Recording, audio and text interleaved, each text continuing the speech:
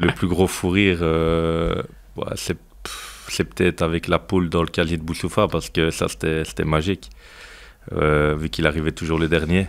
Il y avait tout le monde dans le vestiaire et quand il a ouvert le casier, la poule était là au moins depuis 20 minutes. Donc les plumes partout et tout. Donc ouais, c'était un peu un moment assez rigolo. Comment il a réagi, Bouss, ce jour-là? Bah, rien, d'abord il a eu peur et puis après il a réagi, rien, il a rigolé et puis il y avait Vasile justement, l'idée venait de lui, donc voilà, un truc où il pouvait faire rire et donc voilà, il a repris la poule et puis c'était fini quoi.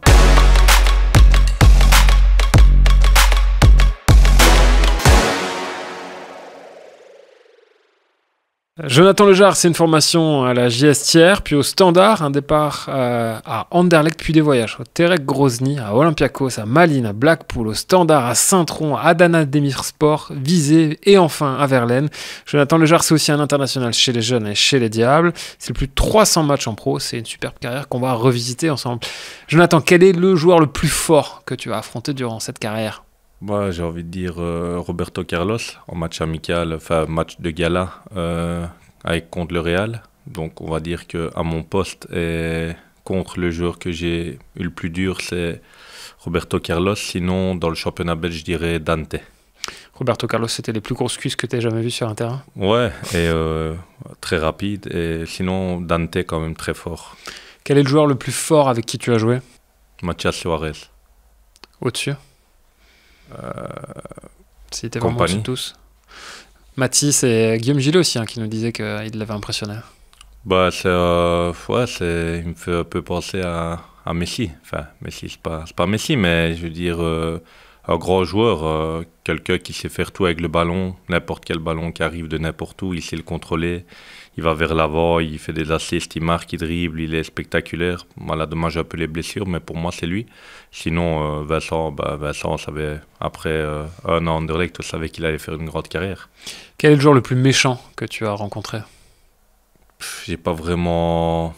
Bah, le plus, je vais dire un peu le plus crapule, c'était Jestrovic. Ouais. Ouais. Dans quel sens? Dans le sens où s'il est un peu dépassé ou quoi, il va mettre un coup, enfin, je veux dire un coup de coude. Bah, on l'a vu aussi au championnat belge. Il prenait quand même pas mal de cartes et c'est quand même quelqu'un qui a un peu le sang chaud et c'est vrai que des fois il mettait un peu des sales coups. Et qui parlait beaucoup aussi. Qui parlait beaucoup. Ouais. Quel était le joueur que tu détestais affronter? Bah, Dante. Ouais. Dante ou Oniu. Bah, ouais, je veux dire Dante une des premières saisons et Oniu parce que l'axe central Oniu Sarr, ouais, c'est costaud. Hein. Je me disais toujours comment on peut les prendre. Ils étaient quand même costauds, ils étaient quand même rapides. Ils faisaient Oniu presque 2 mètres, donc voilà, dans les duels et tout, c'était costaud. Qui était le joueur le plus drôle avec qui tu as joué? C'est une bonne question. Anoutinen.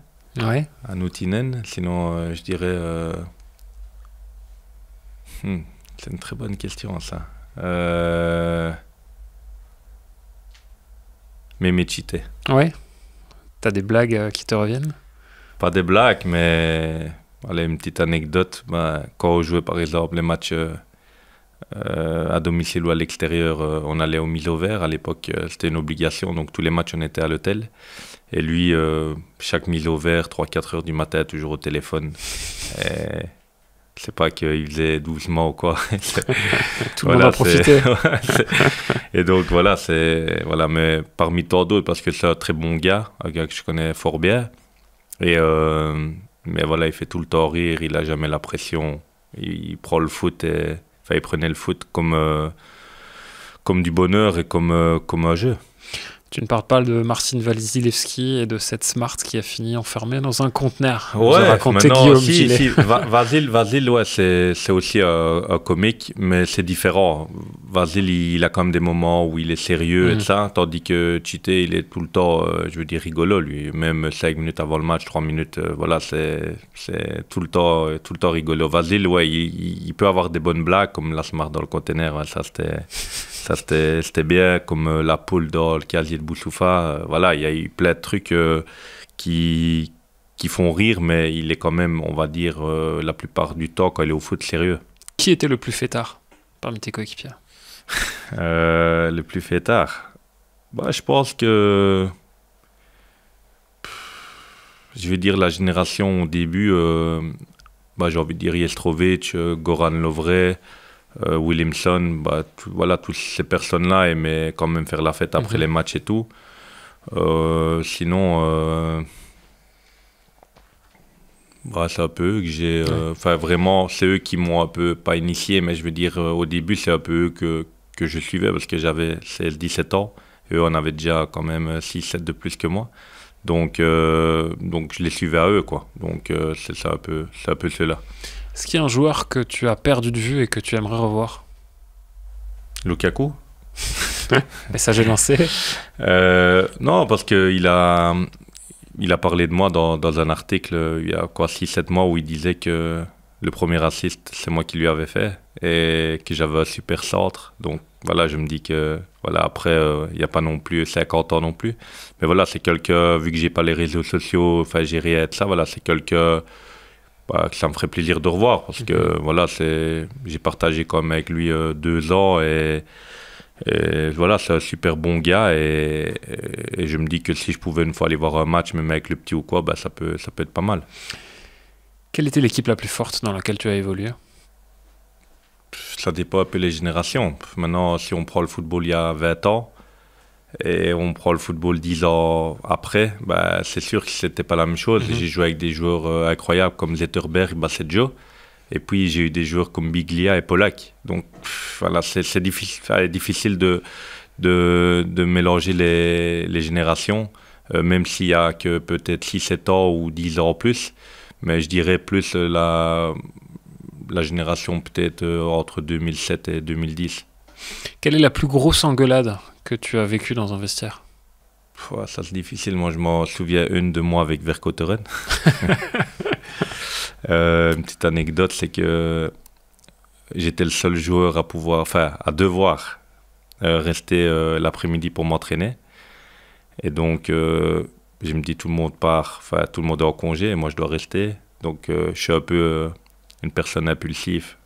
Enfin, maintenant, beaucoup moins, mais quand j'étais jeune, j'étais quand même fort impulsif. Et j'ai commencé à acheter le tableau par terre et tout ça. Donc, Daniel Renders est venu me voir en disant... Alors, je me suis un peu embrouillé avec lui. Et puis, Vercotteren m'a appelé dans son bureau et il m'a dit bah, si tu veux, tu n'es pas obligé de rester. Mais si tu pars, bah, tu peux revenir dans une semaine et prendre 5 jours de vacances comme ça.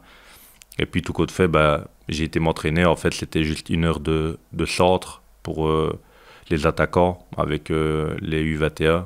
Et c'était juste pour travailler mon centre. Donc voilà, il a vu une qualité en moi qui était un peu similaire à la sienne et il voulait juste me perfectionner. Donc après, je l'ai juste remercié et je me suis juste excusé parce que voilà, c'était une réaction un peu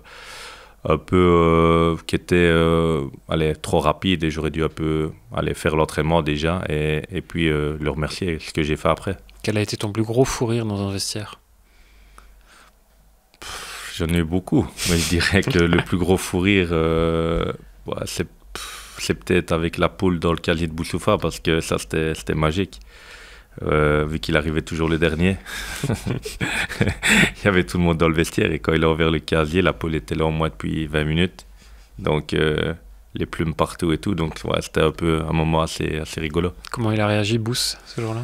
Bah, rien, d'abord il a eu peur et puis après il a réagi, rien, il a rigolé et puis il y avait Vasile justement, l'idée venait de lui, donc voilà, un truc où il pouvait faire rire et donc voilà, il a repris la poule et puis c'était fini quoi. Quelle est la plus grande fierté dans ta carrière? Bah, je pense que c'est d'avoir été champion, d'avoir été champion et de pouvoir d'avoir pu écrire comme l'histoire du championnat belge, 10% de l'histoire d'Anderlecht. Donc je pense que c'est déjà comme une grande fierté. Et ton plus grand regret? D'avoir signé en Russie. Ouais. À refaire, tu le refais pas? Non, je refais pas. J'avais encore 3 ans de contrat à Anderlecht. J'étais bien à Anderlecht, c'est juste que voilà, après 9 ans, tu veux voir d'autres choses. Et puis le dicton qui dit que l'herbe n'est pas toujours plus verte ailleurs, bah, c'est vraiment celui-là, parce que des fois, tu es pressé de partir. Et avec le temps, je pense qu'il faut réfléchir et te dire c'est quoi la meilleure option pour toi. Et la meilleure option pour moi, c'était pas celle-là. C'était peut-être d'attendre et d'aller peut-être en Angleterre. Et là, j'aurais peut-être maintenant je sais pas, 80 sélections ou 70 sélections en équipe nationale belge. Après, voilà, c'est pas un regret, mais si je devais en avoir un, c'est celui-là. Est-ce que justement, il y a un transfert qui aurait dû se faire et qui ne s'est pas fait? Oui, il y en a eu plusieurs, hein, il y en a eu plusieurs. Je pense que le plus gros transfert qui devait se faire, qui s'est pas fait, c'est Everton. Everton qui était venu me voir justement contre l'Autriche, où j'ai fait un super beau match avec les Diables. Il est venu revoir Anderlecht où j'étais Mister Europe, donc tout était top. Mais allez, Anderlecht demandait quand même, je pense, 6-7 millions d'euros. Donc 6-7 millions, le salaire, bah, ça valait quand même beaucoup pour un joueur qui était blessé quand même. Allez, quand même, je vais pas dire souvent, tout le temps, mais allez, quand même pas mal de fois. Donc ça bloque quand même. Allez, ça les a bloqués quand même. Puis ils ont négocié un peu avec Anderlecht pour réduire le prix. Je pense qu'ils proposaient 3 millions. Anderlecht a dit non, 3 millions c'est pas assez. Et puis voilà, donc je veux dire, c'est un peu le transfert qui devait se faire et qui s'est pas fait. Est-ce qu'il y a un match que tu aimerais rejouer? Un match, ouais, j'en ai un. Le match contre Partizan Belgrade, dernier match de qualification, match retour de qualif pour la Champions League, pour aller dans les groupes, où on est éliminé au penalty et où on rate 3 penaltys, dont Guillaume Gillet et moi qui réussissons, et Boussoufa, Suarez et Biglia, on va dire presque les 3 meilleurs, qui ratent leurs 3 penaltys. Donc je pense qu'à refaire, bah, j'aurais voulu peut-être vivre une expérience dans les groupes de Champions League, vraiment en étant vrai titulaire. Quel est le match où tu t'es senti le plus fort? Quand on a gagné 1-4 au Standard, et où je marquais un goal et je fais 2 ou 3 assists. Enfin, il y a eu 2 goals contre leur camp, mais sur des très bons ballons donnés de moi, donc je peux dire que c'est un assist. Donc ouais, là je me suis senti devant 30 000 personnes, 1-4 là-bas. Je me dis que là je me sentais super fort. Quel est l'entraîneur que tu as préféré dans ta carrière? J'en ai eu plusieurs, mais maintenant si je dois faire, alors on va dire un top 3 pour pas... je dirais Vercotteren en 1, Yannick Ferreira 3e, et en 2 je mettrais Ariel Jacobs. Est-ce qu'il y a une consigne que tu as une fois eue d'un entraîneur et que tu n'as pas compris? Tu t'es dit, mais pourquoi il me demande ça? Qu'est-ce qu'il veut que je fasse? Ça faut chercher loin, mais je veux dire que je comprends trop bien le foot, donc je les comprends. Je comprends toutes les infos, mais voilà, ça franchement c'est compliqué à répondre. Vraiment une info ou une consigne que j'ai eue, que je me suis dit pourquoi... Bah non, il y a eu beaucoup de situations où des fois on me disait serre à l'intérieur du jeu, ne sors pas trop. Et puis il y avait chaque fois des 2 contre 1 ou 3 contre 2 contre le bac et moi. Et donc je me dis si on allait chercher peut-être plus haut, bah, ça évite peut-être, si tout le monde jouait peut-être 30 mètres plus haut, bah, on n'aurait peut-être pas ce problème-là. Donc des fois en fait je me disais dans ma tête, bah, c'est peut-être mieux de faire cette...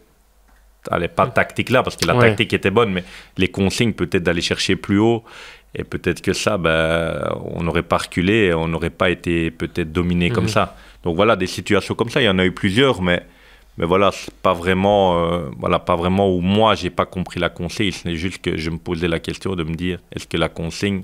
Enfin, dommage que la consigne n'était pas la meilleure.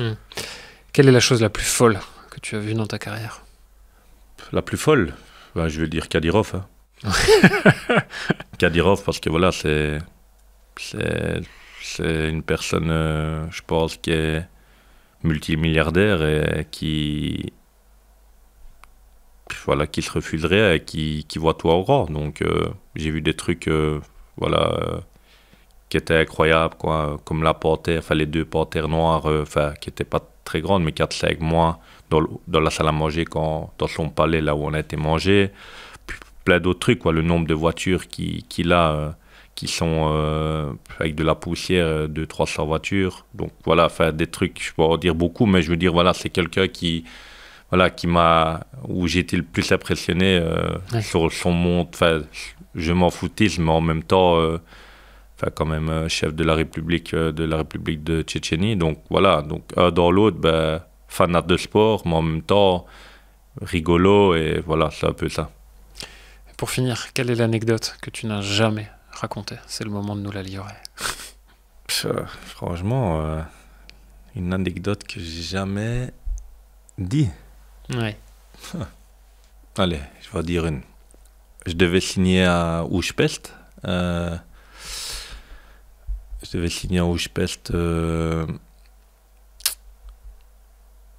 j'ai quitté Blackpool. Et donc j'ai été là-bas, tout était OK. Et puis j'ai appelé du Châtelet le jour où j'avais mon billet d'avion. Donc tout était bon, je devais signer le contrat et aller là-bas. Et j'ai parlé avec lui 20 minutes en lui disant que voilà, j'ai un enfant qui est petit, j'ai voyagé beaucoup, j'ai besoin de me remettre en forme un minimum. Et je dois être près de ma famille. Donc je vais pas là où je peste. Donc je pense que la meilleure solution pour moi, c'est d'aller au Standard et là de me laisser le temps de revenir. Et là, il m'a dit non, pas possible. Mon fils, il va être déçu et tout. Et à force de parler avec lui, après 20 minutes, il m'a dit ouais, c'est vrai, t'as raison. J'appelle Bruno et Axel et tu vas là-bas ce soir. Donc pour moi, ça a été vraiment, allez, l'ascenseur émotionnel parce que je me voyais déjà quitter ma famille, le petit que je voyais déjà pas beaucoup pour partir là-bas au Spest en me disant que j'avais plus que 10 matchs et où j'étais pas prêt, ça faisait un an que je jouais plus. Enfin, j'étais dans des clubs mais j'avais plus de compétition. Donc je me suis dit non, je peux pas aller là. Et donc j'ai signé 1 an et demi au Standard où là après 4-5 mois j'étais homme du mois par les supporters et j'ai participé au play-off où j'ai fait des essais, j'ai marqué un goal et ça m'a donné la chance de pouvoir évoluer là 3 ans. Et sans ça, peut-être si je prends pas le téléphone, je me retrouve à Oujpest et peut-être que là-bas, ma carrière, elle s'arrête peut-être plus vite que prévu. Et donc voilà, c'est un peu l'anecdote que j'ai jamais dit. Enfin, aux yeux de tout le monde ne sait pas cette histoire. Donc voilà. Parfait, merci beaucoup. Avec plaisir, merci à vous.